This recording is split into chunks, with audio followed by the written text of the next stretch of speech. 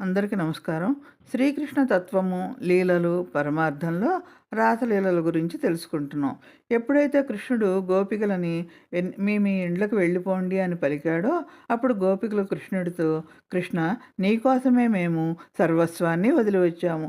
ఇక వెనక్కి వెళ్ళనే వెళ్ళము అని ఆవేదనతో, నిశ్చలమైన భక్తితో పలికినప్పుడు, ఆ జగన్నాటక సూత్రధారి హృదయం కరిగిపోయి, వారి వద్దకు నడిచి, వారి భక్తిని శ్లాఘిస్తూ, గోపికలారా, లోక నియమాలను, బంధువులను సైతం లెక్కచేయక నాపై మీరు చూపిన ఈ అనన్య భక్తి నాకెంతో సంతోషం కలిగించింది.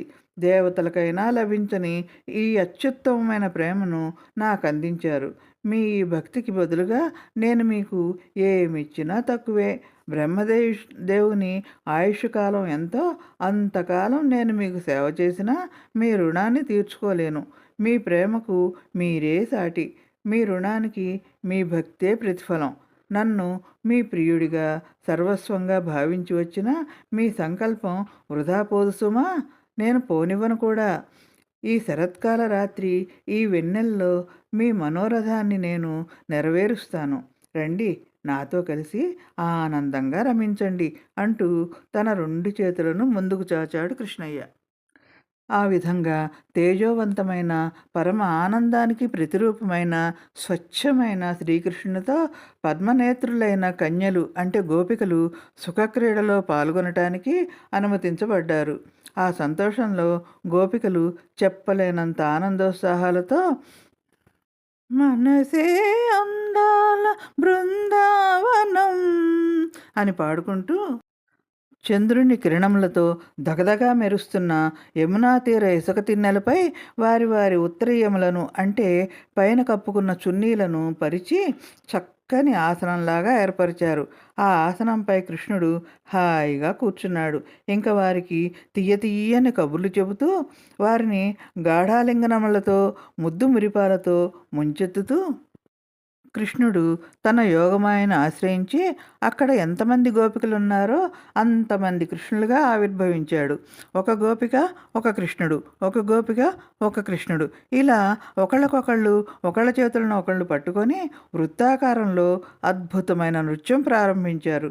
ప్రతి గోపికకు కృష్ణుడు నా పక్కనే ఉన్నాడు, నాతోనే నర్తిస్తున్నాడు అనే పరమానందం కలిగించి చిరునవ్వును చిందిస్తూ తన భావభంగిమలను, చేష్టలను గోపికలకు అనుకూలంగా చేశాడు. మనోజ్ఞములైన దరహాసముతో, మల్లె మొగ్గల వంటి దంతదీప్తులతో తేజరులుచు మండలాకారమున గోపికలతో కూడి ఉన్న కృష్ణుడు నక్షత్ర మండలమున శోభిల్లుచున్న చంద్రుని వలె అలరారుచున్నాడు, ప్రకాశిస్తున్నాడు. ఆ సమయమున సుందరమైన కృష్ణుని దివ్యముఖమునందు చిరుచెమటలు కమ్మాయి. అతని వదనమున మల్లెల వంటి చిరునవ్వులు శోభిల్లుచుండగా, ముల్లోకములందును పరమ సుందరుడైన శ్రీకృష్ణుని గోపికలు తమ హృదయములకు హత్తుకొని ఎనలేని ఆనందాన్ని అనుభవించారు. కృష్ణుని విరహము నిప్పు కణము వలె తాపమును కలిగించినను, అతని సమాగమము శృంగారమయముగా ఉంటుంది. కానీ గోపికలకు సంగమమందు కృష్ణుడు అంగారమయుడైనాడు. అంటే విరహవేదనతో అగ్నిలా మండిపోతున్నాడు. వందల కొలది గోపికలు మధ్యన శ్రీకృష్ణుడు వెలుగులను వెదజల్లుతూ ఉన్న వైజయంతిమాలను ధరించి ఆ గోపాంగనలతో విహరించుచు ఆ బృందావనమ యొక్క అందచందములను ఇనుముడింపజేస్తున్నాడు. ఆ సమయమునందు శ్రీకృష్ణుడు, గోపికలు కూడా ఒకరి రూపలావణ్యాలను ఒకరు, ఒకరి గుణగుణాలను ఒకరు కీర్తిస్తూ గానం చేస్తున్నారు. ఆ సమయంలో పద్మాక్షుడు ఆ బృందావనానికే సరికొత్త అలంకారంగా భాసించాడు.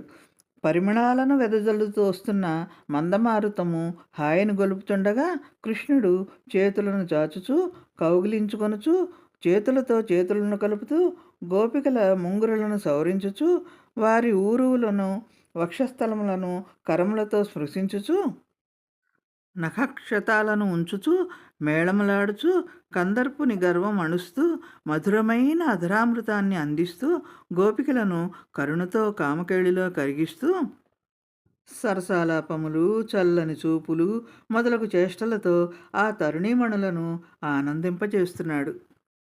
గోపికలందరూ ఎటువంటి లౌకిక కామభావన లేకుండా శ్రీకృష్ణునితో విహరించినందున అతని సంపూర్ణ అనుగ్రహాన్ని ఆ విధంగా పొందగలిగారు.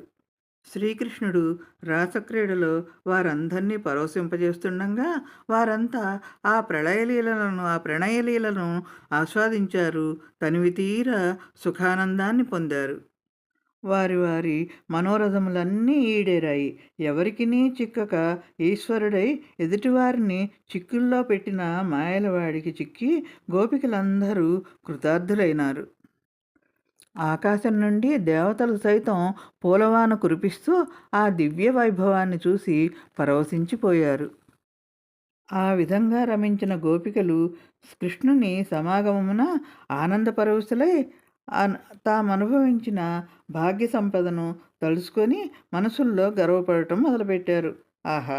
జగదేక సుందరుడైన శ్రీకృష్ణుడు నా ప్రేమపాశంలో చిక్కుకున్నాడు, వట్టి అమాయకుడు అని గోపికలందరూ ఎవరికి వారు తమలో తాము గర్వపడసాగారు.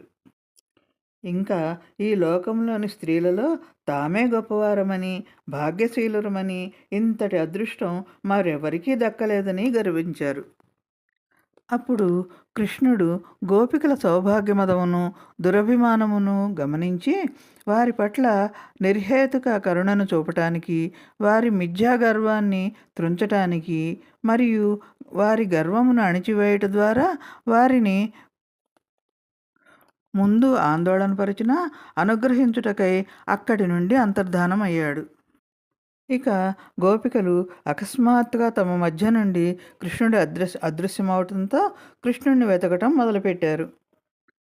ఈ రాసలీలను అర్థం చేసుకోవటం మనలాంటి సాధారణ మనుషులకు కష్టం అండి. ఎవరైతే ఇంద్రియ నిగ్రహం కలిగి, అంటే ఇంద్రియాలను జయించి అచంచలమైన భగవద్భక్తి కలిగి ఉండి నిరంతరము భగవంతుని సేవ చేయాలని తపిస్తూ ఉంటారో వారే వారే రాసలీల రహస్యాలని అర్థం చేసుకోగలుగుతారు. పోతన గారి భాగవతంలో ఈ ఘట్టం చాలా అద్భుతంగా ఉంటుంది.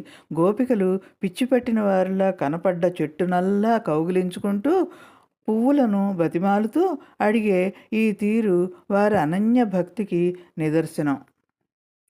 ఈ అన్వేషణలోని విశేషం ఏమిటంటే, ఈ అన్వేషణలో ఒక గొప్ప వేదాంత రహస్యం ఉంది.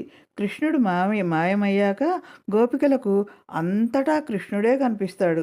చెట్లను చూస్తే కృష్ణుడు, పువ్వును చూస్తే కృష్ణుడి నవ్వు, గాలి వీస్తే కృష్ణుడి స్పర్శ, అలా ప్రకృతిలోని ప్రతి అణువులోనూ భగవంతుడిని చూడటమే ఈ రాసక్రీడలోని అంతరార్థం. ఇక గోపికల అన్వేషణ గురించి తెలుసుకుందాం.